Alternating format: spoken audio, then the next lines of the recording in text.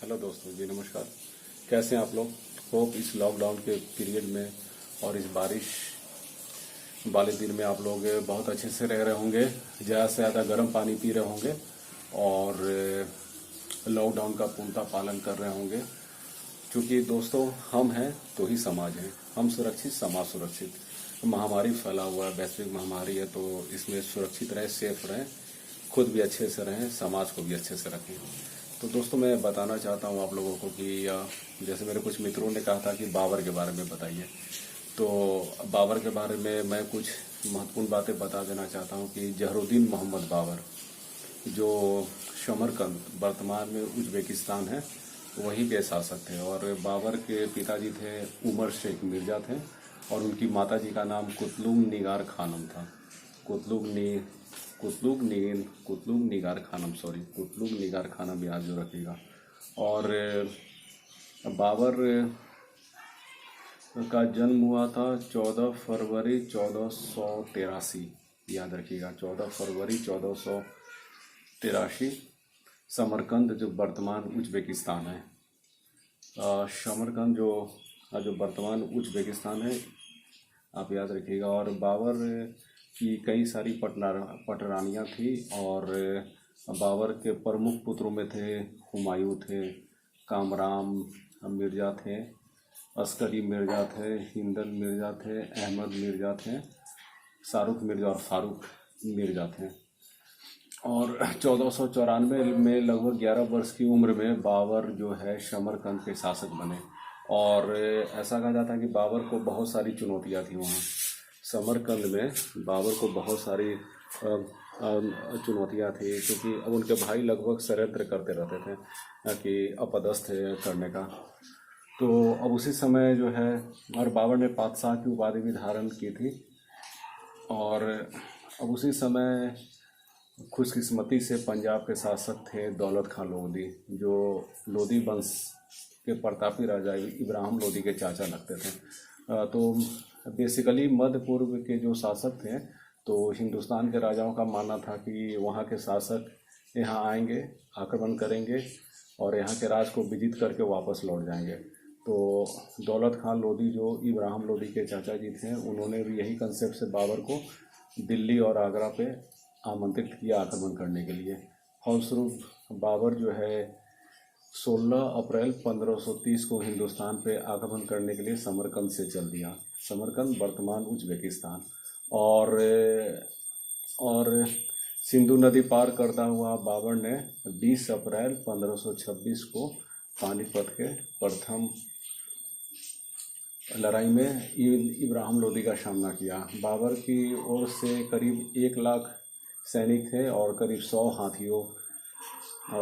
हाथी था। और इब्राहिम लोधी की भी ओर से लगभग 1,75,000 के आसपास में सैनिक थे। और बाबर ने इस युद्ध में तुलगमा युद्ध पद्धति का प्रयोग किया। तुलगमा एक मॉडर्न टैक्टिक्स था डेवलप्ड बाई बाबर ने। और कहा जाता है 20 अप्रैल 1526 को आधे दिन में ही बाबर ने लड़ाई जीत ली। जी हाँ, आधे दिन में बाबर ऑन द बैटल। लेकिन दिल्ली और आगरा पे कब्जे के बाद जैसा दौलत खां लोधी और राणा सांगा वगैरह सब सोच रहे थे कि बाबर वापस लौटेगा, लेकिन बाबर ने वापस जाने का फैसला नहीं किया।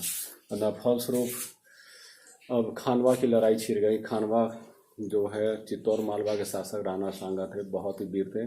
उनके एक आंख में तीर लग जाने के चलते वो कानाई थे और उनके शरीर पे 27 घावों का निशान था। और राणा सांगा ने कभी कोई युद्ध नहीं हारा था। तो फलस्वरूप बाबर भी उनकी वीरता से परिचित था। तब बाबर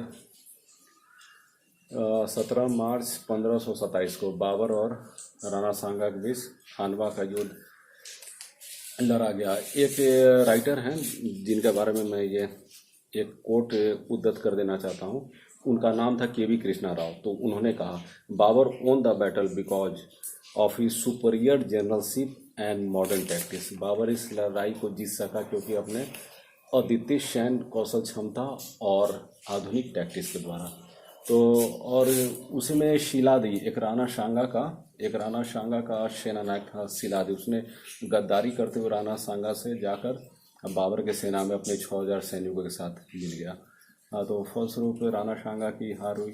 और राणा सांगा के ही एक बहुत ही बहादुर सेना नायक थे मेदिनी राय, जो चंदेरी का युद्ध हुआ 20 जनवरी 1528 को बाबर और मेदिनी राय के बीच।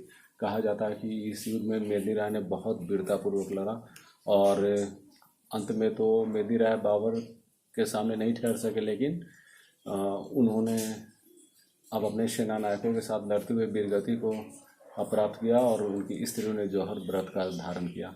तुझके बाबरी बाबर का आत्मकथा था। जी हाँ, तुझके बाबरी याद रखिएगा, बाबर की आत्मकथा था। बाबर ने हिंदुस्तानी मौसम, फल, बाग ये सब का चर्चा किया है और बाबर की हार्दिक इच्छा थी कि उसे जो है जहाँ पे उनका जन्म हुआ है वहीं दफनाया जाए। तो बाबरी, हाँ एक चीज़ और, बाबरी मस्जिद जो बाबर के सेना नायक मीर बांकी ने बनवाया था, बाबरी मस्जिद, और बाबरी मस्जिद जो आज अयोध्या में है और माननीय न्यायालय का इस पर फैसला भी आ चुका है।